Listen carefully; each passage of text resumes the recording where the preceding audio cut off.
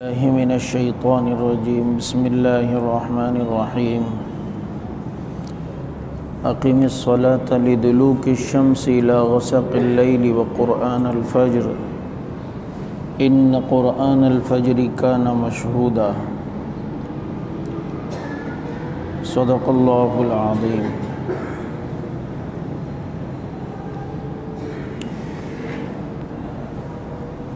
اس آیت کریمہ میں اللہ رب العزت نے نماز کی فرضیت کا بیان کیا ہے،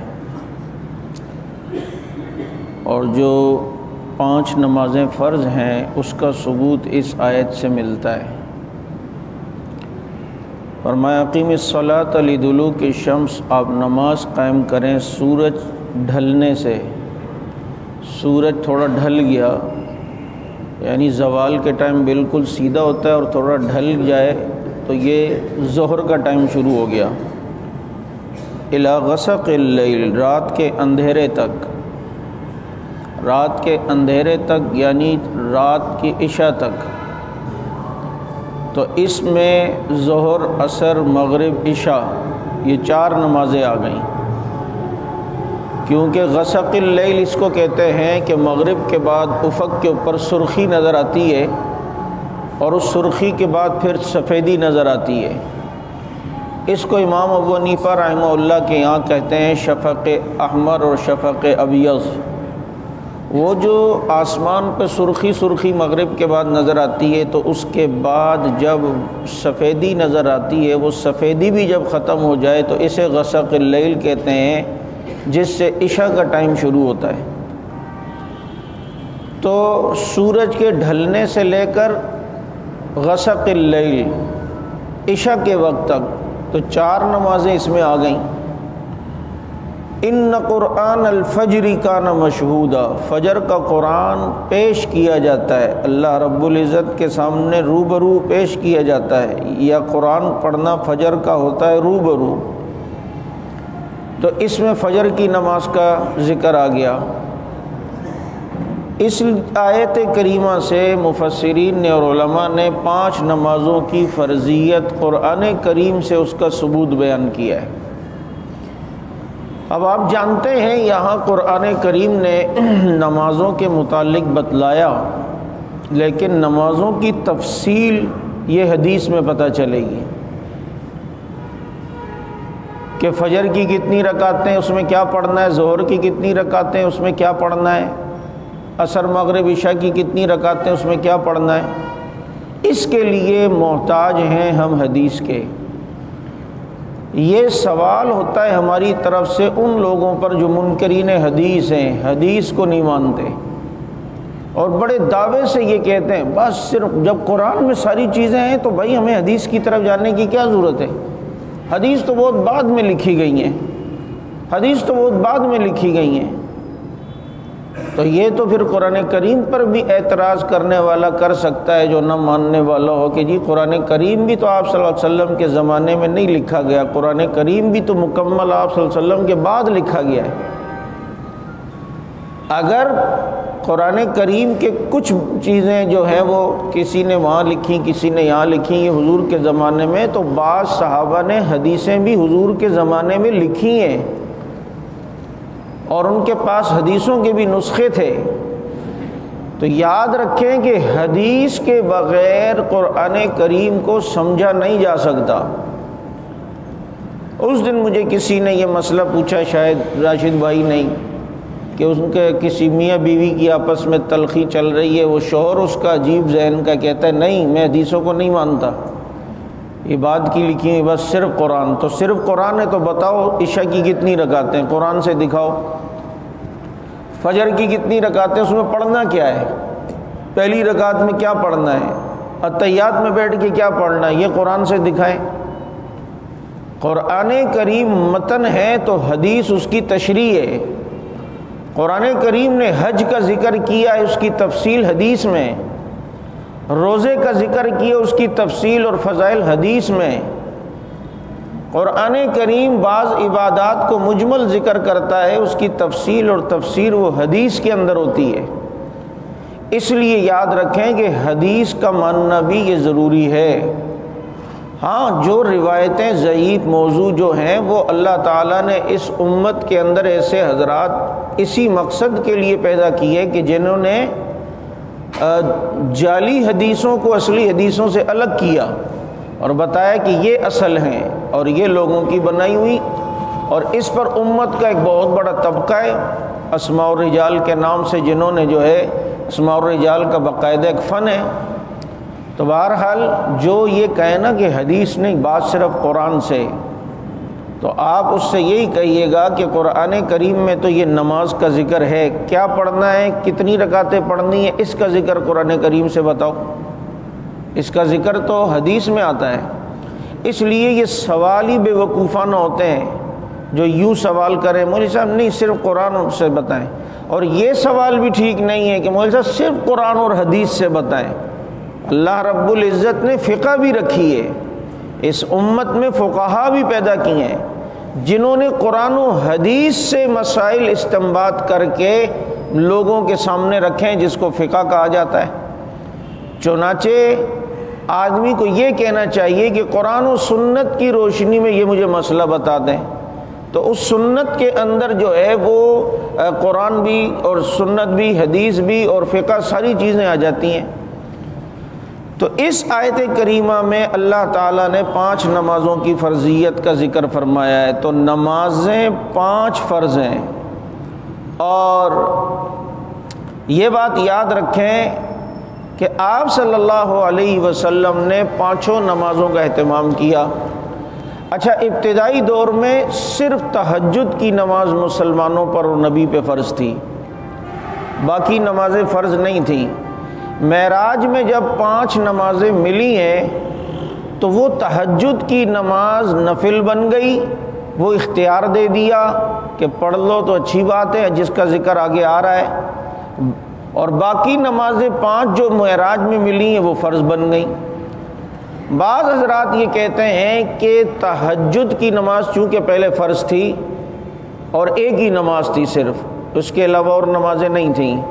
جب 5 نمازیں معراج میں ملی تو امت سے تہجد ساقط ہو گئی کیونکہ اب 5 نمازیں مل گئیں، لیکن نبی پر تہجد فرض رہی۔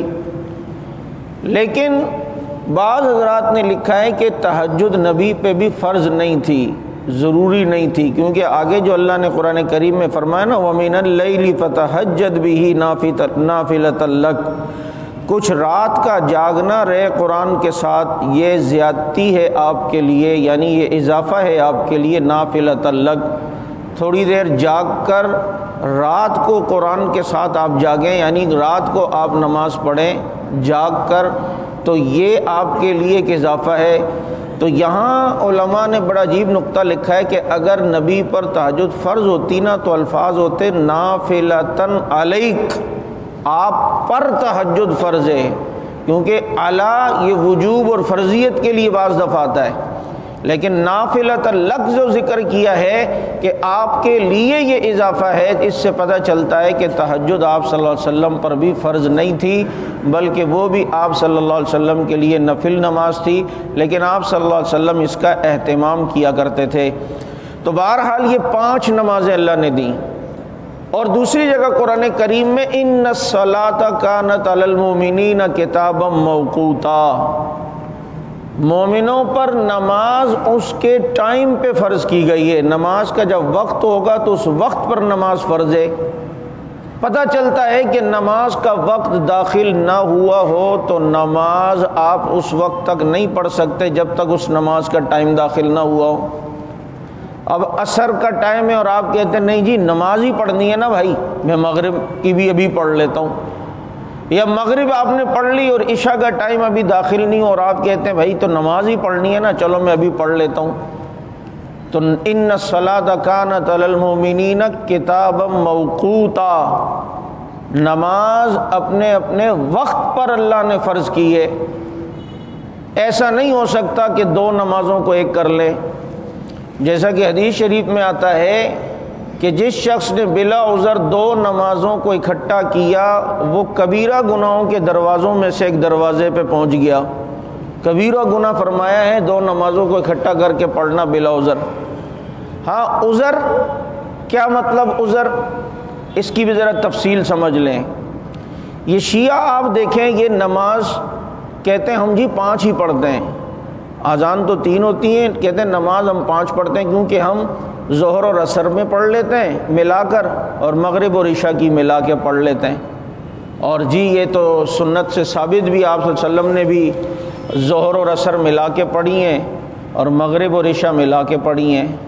لیکن ان ظالموں سے کوئی یہ پوچھے کہ ظہر عصر اگر اللہ کے نبی نے عرفات میں ملا کے پڑھی ہے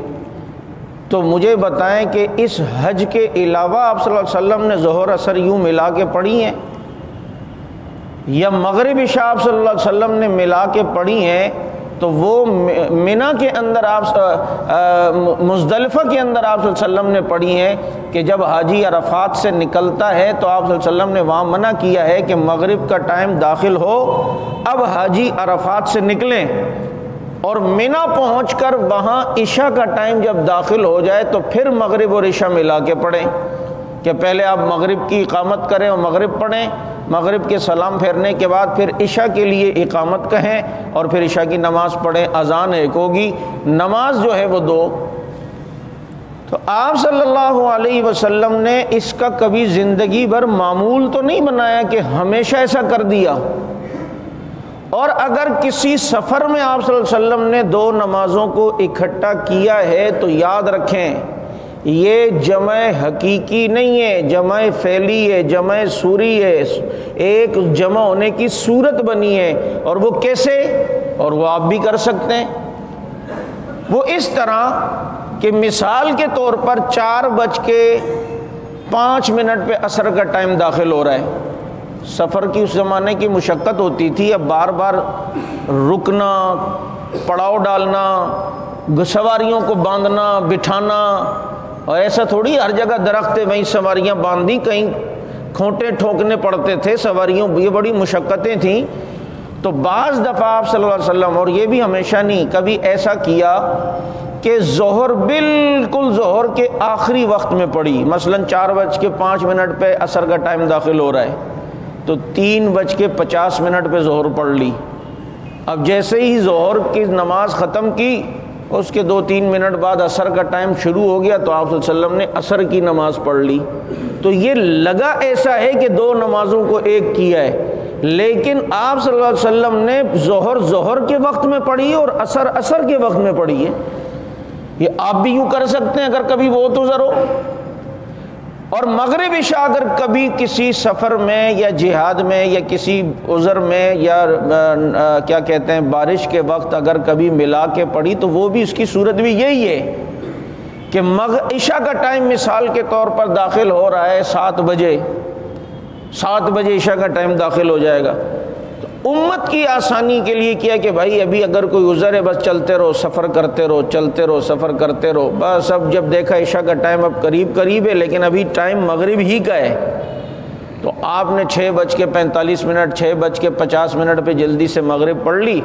اور آپ نے سلام پھیرا، ابھی بس 2-3 منٹ رہتے ہیں عشاء کی نماز میں، ابھی عشاء کا ٹائم داخل نہیں ہوا۔ تو اب جیسے ہی عشاء کا ٹائم داخل ہوا، جب تک آپ مغرب کے وظائف کر رہے ہیں اور وہیں پر بیٹھے میں اور عشاء کا ٹائم داخل ہو گیا اور جلدی سے آپ نے عشاء کی نماز جو ہے وہاں پڑھ لی۔ تو یہ بظاہر لگا ہے کہ آپ نے 2 نمازوں کو ایک کیا ہے، لیکن مغرب کے وقت میں مغرب پڑھیے اور عشاء کے وقت میں عشاء پڑھیے۔ ایسا کبھی بھی نہیں ہوا کہ مغرب کا وقت اور عشاء کا ٹائم داخل نہیں ہوا اور مغرب عشاء پڑھ لی۔ ظہر کے ٹائم ابھی موجود ہے اور عصر کا ٹائم شروع نہیں ہوا اور آپ نے عصر پڑھ لی، ایسا نہیں۔ وہ صورت جمع کی بنائیے، حقیقت میں وہ جمع نہیں تھی۔ ایک نماز کو آخر وقت میں پڑھا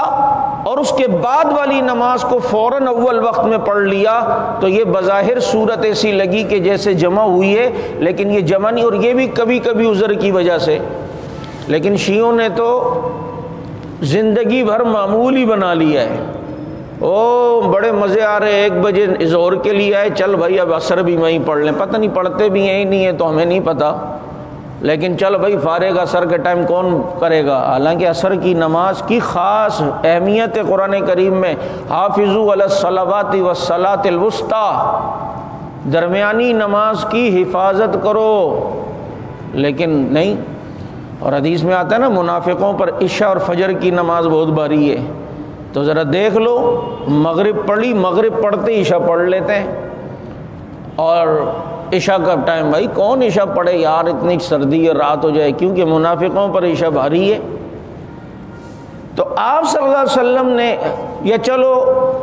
حضرت علی رضی اللہ تعالیٰ عنہ کی بات، یہ آپ صلی اللہ علیہ وسلم سے زیادہ مانتے ہیں اور زیادہ حضرت علی کو درجہ نبی سے زیادہ دیتے ہیں۔ یہ صرف مبالغے کی باتیں نہیں ہیں، یہ پہلے صرف ہم کہتے تھے تو آپ کو یقین نہیں آتا تھا، لیکن اب فیس بک اور ادھر ادھر ساری آپ کے پاس تقریریں اب موجود ہیں، اور نقوی کی بھی اور فلاں کی بھی، اور خمینی نے بھی جو ہے وہ تو صحیفہ انقلاب میں، اور اس میں لکھا ہے کہ جناب ہمارا عقیدہ ہے کہ ہمارے اماموں کا درجہ ہر نبی اور رسول سے افضل ہے۔ جن کے ہاں حضرت علی کا درجہ اللہ سے بڑا ہو تو آپ صلی اللہ علیہ وسلم پھر ان کے ہاں کیا حیثیت رکھتے ہو، نعوذ باللہ۔ تو حضرت علی نے ساری زندگی کبھی یہ نمازیں جمع کر کے پڑھی ہیں کہ معمول بنا لیو، ہمیشہ ظہر کو عصر کو ملا کے پڑھ لیا ہو، مغرب اور عشاء کو ہمیشہ ہی معمول بنا لیا ہو؟ تو کبھی کوئی عذر آ جاتا ہے۔ ہاں حج کے اندر وہ آپ صلی اللہ علیہ وسلم کی سیرت سے ثابت ہے، تو سارے مسلمان کرتے ہیں، ادھر ٹائم بھی ایک نماز کا دوسری نماز میں داخل ہے اور ملا کے پڑھی ہیں، وہ آپ صلی اللہ علیہ وسلم نے بتلایا ہے۔ اور یہی تو اللہ تعالیٰ چیک کرنا چاہتے ہیں کہ جہاں میں نے کہہ دیا یوں کرنا ہے، ٹائم پہ پڑھنا ہے۔ اب بھائی روز ٹائم پہ پڑھتے ہیں، ان کی عادت ہو گئی ہے، اب یہ دیکھوں عادت کے مطابق پڑھتے ہیں یا میری چاہت کے مطابق؟ تو حج میں اللہ رب العزت نے یوں کر دیا، یوں کر دو۔ اب یقین کریں جب آدمی حج کرتا ہے نا تو اب مغرب کا ٹائم داخل ہو رہا ہوتا ہے، اور جو نماز کا پابند آدمی ہے اتنی بار جھٹکا لگتا ہے بھائی یار نماز جاری ہے بھائی کیا کریں نا، پھر ذہن میں آتا ہے او نہیں بھائی آج تو نماز کا وقت مغرب کا کراس کر کے عشاء میں جا کے پڑھنی ہے، آج اللہ نے تو چیک کرنا ہے یہ اپنی عادت پہ چلتے ہیں یا میری چاہت پہ چلتے ہیں، یہ اپنی خواہش پہ چلتے ہیں یا میری خواہش پہ چلتے ہیں۔ تو یہ ایک نماز کو دوسری نماز میں یوں ضم کرنا یہ جائز نہیں ہے، اور آپ صلی اللہ علیہ وسلم سے کبھی بھی ایسا نہیں ثابت کہ آپ نے زندگی میں اس کو دوام دیا ہو، ہمیشہ معمول بنا لیا ہو، یا حضرت علی رضی اللہ تعالیٰ عنہ نے ایسا کر دیا ہو، ایسا نہیں ہے۔ فجر کے وقت میں فجر ہوتی تھی، ظہر کے وقت میں ظہر، عصر کے وقت میں عصر، مغرب کے وقت میں مغرب، عشاء کے وقت میں عشاء۔ تو دو نمازوں کو ایک ساتھ ملانا یہ کبیرہ گناہوں میں سے ایک گناہ پر آدمی پہنچ جاتا ہے۔ آگے فرمایا وَمِنَ اللَّيْلِ فَتَہَجَّدْ بِهِ، اور کچھ رات جاگتے رہے، اے نبی کچھ رات جاگتے رہیں، فَتَہَجَّدْ بِهِ قرآن کے ساتھ، نافلۃ لک بھی یعنی قرآن کے ساتھ کچھ رات جاگتے رہیں، نافلۃ لک، یہ آپ کے لیے زیادتی ہے، یعنی آپ کے اضافہ ہے، آپ کے لیے اللہ نے یہ تہجد اضافی عبادت دی ہے۔ یہاں پر بعض علماء نے جو ترجمہ یہ کیا کچھ رات جاگتے رہیں، تو اب تہجد کا ٹائم کیا ہے اور تہجد کی رکعتیں کتنی ہیں اور تہجد کی نماز کی کیفیت کیسی ہوتی ہے؟ تو سب سے پہلے تو وقت کو یاد رکھیں کہ ایک آدمی عشاء کے بعد کسی بھی وقت تہجد کی نیت سے نماز پڑھ لیتا ہے تو یہ تہجد ہے۔ ہاں اس کی کیٹیگریز ہیں، اس کے اسٹیپ ہیں کہ یہ سب سے کمزور درجہ ہے۔ دوسرا درجہ یہ ہے کہ آپ بس سنت نفل پڑھ لیا کریں، وتر اگر نہیں پڑھتے تو ابھی نہ پڑھیں۔ پھر رات کو جب آپ سونے لگیں 10 بجے 11 بجے 12 بجے تو سونے سے پہلے وضو کر لیا، 2 رکعت تہجد پڑھ لی، 4 پڑھ لی، 8 پڑھ لی، اس کے بعد جو ہے وہ کیا کہتے ہیں 3 رکعت وتر پڑھ لی اور اس کے بعد سو گئے، کیونکہ ابھی بھی آپ جاگ رہے ہیں۔ تو یہاں یہی ہے کہ فتہجد بھی، رات کو جاگیے اس قرآن کے ذریعے سے، یعنی نماز پڑھیں تو یہ جاگ رہے ہیں۔ اور تہجد کا سب سے افضل درجہ یہ ہے کہ آپ سو گئے اور سونے کے بعد فجر کے وقت داخل ہونے سے پہلے آپ نماز تہجد کے لیے اٹھیں اور اس کے بعد جو ہے وہ آپ نماز تہجد پڑھیں، یہ تہجد کا سب سے افضل وقت ہے۔ لیکن اگر کوئی اس کی پابندی نہیں کر سکتا اور وہ رات کو سونے سے پہلے اپنے اور جھمیلوں سے فارغ ہو کر اب رات کو سونے سے پہلے وضو کر رہا ہے اور تہجد پڑھ کے پھر آخر میں کوشش کریں وطر آخر میں ہو، کیونکہ روایت میں جعل الوطر آخر الصلاۃ کہ وطر کو اپنی آخری نماز بناؤ، تو اب وہ آخر میں جو ہے وہ پڑھے تہجد کی نماز کے بعد وطر۔ لیکن مسئلے کو بھی سمجھیے گا، اگر کسی نے وطر پڑھ لی اور کبھی رات کو 3 بجے 4 بجے آنکھ کھل گئی اور دل چاہ رہا ہے تہجد پڑھنے کا، تہجد پڑھ سکتا ہے۔ کہیں تم یہ نہ سوچو مولوی صاحب نے منع کیا تھا یہ تو ناجائز ہوگی، نہیں، پڑھ سکتے ہیں، لیکن افضل طریقہ یہ ہے کہ وطر آخر میں ہو۔ تو اب دوسرا اسٹیپ میں نے کہا یہ ہے، ایک تو یہ کہ عشاء کے بعد ابھی آپ مسجد میں ہی ہیں تو آپ تہجد کی نیت سے 2 پڑھ لیں، تو علماء نے لکھا ہے کہ یہ بھی تہجد ہی ہے۔ اور آپ رات کو سونے سے پہلے تازہ وضو کر کے تہجد پڑھ لیں اور وطر پڑھ لیں، یہ بھی تہجد ہے۔ اور بہتر طریقہ یہ ہے کہ رات سو گئے اس کے بعد اٹھیں، تو ظاہر بات ہے یہ ذرا قربانی ہے تو اس میں ثواب بھی پھر زیادہ ہے۔ تو یہ تہجد، اب تہجد کی رکعتیں 2 رکعت سے 8 رکعت تک شروع ہوتی ہے، 2 پڑھنا چاہیں 2 پڑھ لیں، 4 پڑھنا چاہیں 4 پڑھیں، 6 پڑھنا چاہیں 6 پڑھیں، 8 پڑھیں 8 پڑھیں۔ آپ صلی اللہ علیہ وسلم 8 رکعت تراویح 8 رکعت جو ہے وہ تہجد جو ہے وہ معمول تھی آپ صلی اللہ علیہ وسلم کی۔ اور آپ صلی اللہ علیہ وسلم جب اگر 8 رکعت پڑھ رہے نا تہجد کی، تو شروع کی جو 2 رکعت تھی وہ بہت ہلکی پڑھتے تھے، یعنی مختصر پڑھتے تھے، اور 2 تہجد کی۔ اب 2 کے بعد جو نماز ہوتی تھی تو اس میں قیام بھی ذرا طویل کرتے تھے، رکوع بھی تھوڑا طویل کرتے تھے، سجدہ بھی کافی طویل ہوتا تھا۔ اگر آپ کو بھی یہ اللہ توفیق دے ہمیں اور تہجد کی 2 سے زیادہ نماز رکعتیں پڑھنے کا ارادہ ہو، تو سنت عمل یہ ہے کہ شروع کی جو آپ 2 رکعت پڑھیں، کیونکہ یہ 2 کر کے پڑھنا ہے، 4 کر کے بھی اجازت ہے لیکن 2 کر کے پڑھنا زیادہ بہتر ہے، 4 کر کے بھی پڑھ سکتے ہیں۔ تو 2 رکعت آپ شروع میں ذرا ہلکی پڑھیں، یعنی اس میں قرات رکوع سجدہ زیادہ طویل نہ ہو، اور اس کے بعد جو رکعتیں ہوں اس میں قیام بھی ذرا طویل کر دیں پچھلی رکعتوں کی بنسبت، اور رکوع بھی تھوڑا سا لمبا کر دیں پچھلی رکعتوں کی بنسبت، اور سجدہ بھی تھوڑا لمبا کر دیں پہلے 2 رکعتوں کی بنسبت۔ اب یہ تہجد کی کیفیت ہے۔ فرمایا کہ نبی آپ تہجد کہ یہ آپ کے لیے اضافی ہے، رات کو آپ جاگیں قرآن کریم کے ساتھ، اور قرآن کریم کے ساتھ جاگنا مقصد یہ کہ قرآن کریم کی رات کو تلاوت ضرور کریں، کیونکہ قرآن کریم قیامت میں سفارش کرے گا اللہ میں نے اس کو راتوں کو سونے سے روکا، اور سونے سے روکا کہ اب ظاہر بات ہے آپ لیٹ گئے اور اب نیند آ رہی ہے، لیکن نہیں بھائی سورہ ملک نہیں پڑھی میں نے، سورہ ملک پڑھوں گا، سورہ سجدہ پڑھوں گا۔ رات کو یہ ساری صورتیں پڑھنا سنت ہیں، سورہ یاسین پڑھنا بھی رات کو سنت ہے، اور سورہ سجدہ پڑھنا بھی جو 21ویں پارے میں ہے، اور سورہ ملک پڑھنا، اور کچھ نہیں تو سورہ ملک کی تو پابندی کریں۔ تو ظاہر بات ہے یہ آپ نے رات کو قرآن کو ٹائم دیا ہے، تو جتنا ممکن ہو اتنا تو کریں، قیامت میں کچھ نہ کچھ تو ہمارا حصہ بھی ہونا کہ ہم بھی ان لوگوں میں شامل تھے، اگرچہ تھوڑے ہی تھے لیکن چلو ان لوگوں میں جو قرآن کریم رات کو پڑھا کرتے تھے۔ اور جس کو اللہ توفیق دے پورا پارہ پڑھے، یا آج کل سردیوں کی راتیں بھی لمبی ہیں، خوب عبادت ہو سکتی ہے، آدمی 1 پارہ بھی پڑھ سکتا ہے، ورنہ ان صورتوں کی تو پابندی لازمی کیا کریں کہ سورہ یاسین ہو جائے، سورہ ملک ہو جائے، سورہ سجدہ ہو جائے، اور پھر آپ صلی اللہ علیہ وسلم رات کو سوتے ہوئے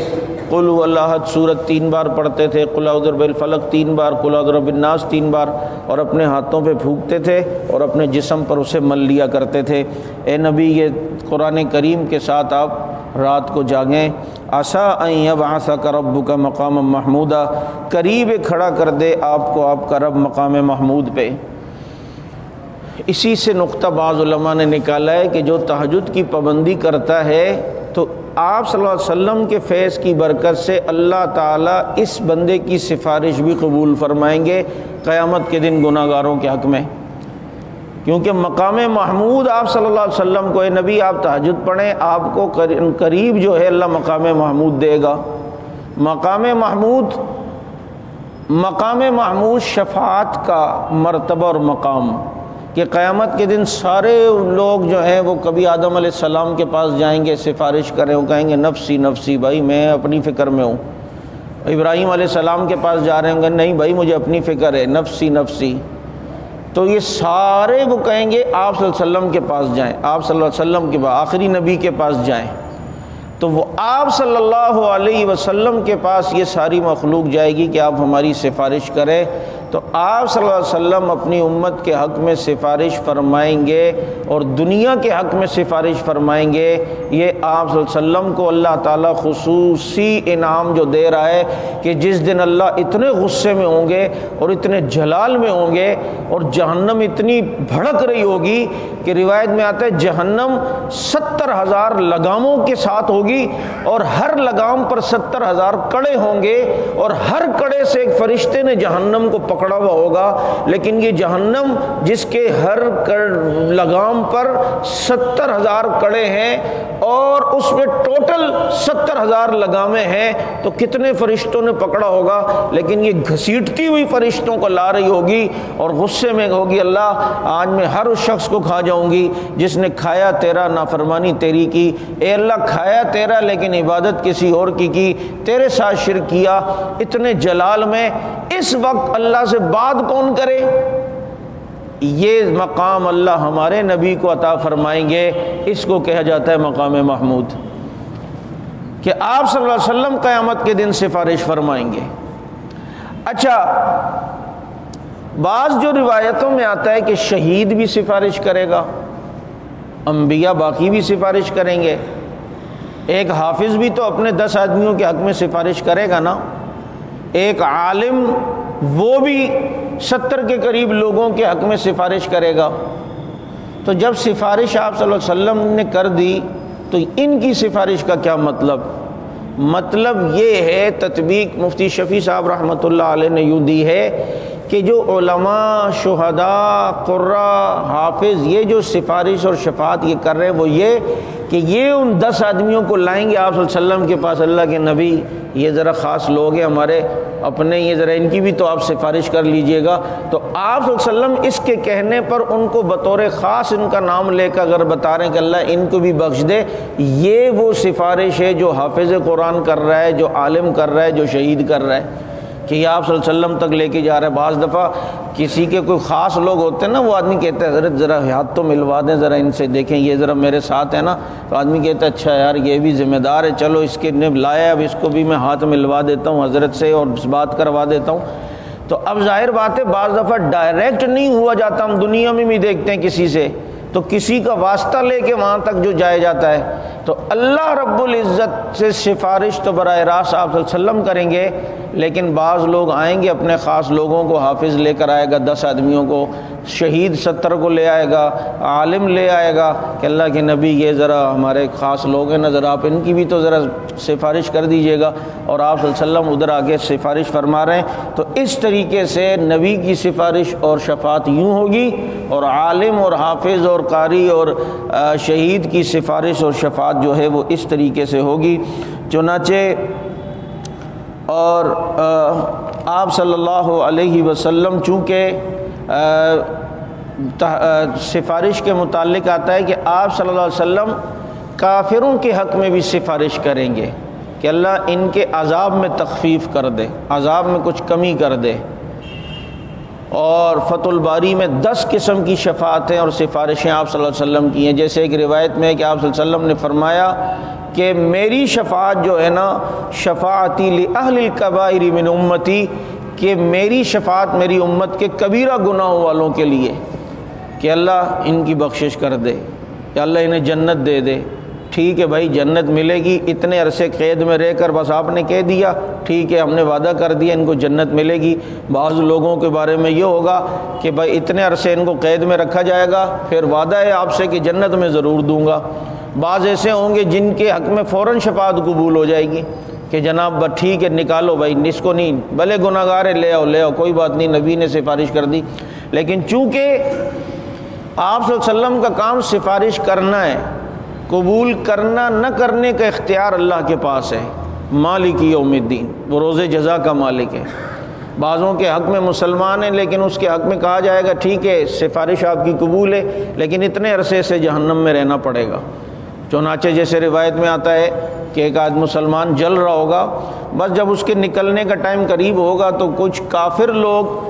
اس کو تانا دیں گے، اچھا تم لوگ تو کہتے تھے اسلام سچا مذہب حق ہے، اگر سچا تھا ہم تو جل رہے ہیں نا، ہم تو کافر تھے، ہم تو چلو یہودی تھے، ہم تو چلو شیعہ تھے، چلو ہمارے ساتھ تو مسئلہ تھا، تم تو ناگن چرنگی والے تھے، تم کیوں جل رہے ہو؟ تو وہ اتنا شرمندہ ہوگا کہ یہ کیا بات، اس نے مجھے تانا اسلام اور کفر کا دے دیا۔ تو روایت میں آتا ہے کہ اللہ تعالیٰ جبریل سے کہیں گے میرے اس بندے کو نکالو اس کو جہنم سے۔ جب اس مسلمان کو جہنم سے نکالا جا رہا ہوگا نا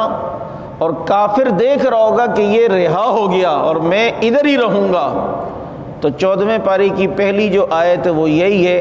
ربما یود الذین کفروا لو کانوا مسلمین۔ اس وقت کافر تمنا کریں گے کہ کاش ہم بھی مسلمان ہوتے، ہم بھی ایمان والے ہوتے، کہ ہماری بھی کچھ بچت کی راہ اور بچت کے لیے کوئی جو ہے وہ راہ ہموار ہو جاتی۔ اللہ تعالی ہم سب کو آپ صلی اللہ علیہ وسلم کی شفاعت نصیب فرمائے۔ آخر دعوانا الحمدللہ رب العالمین۔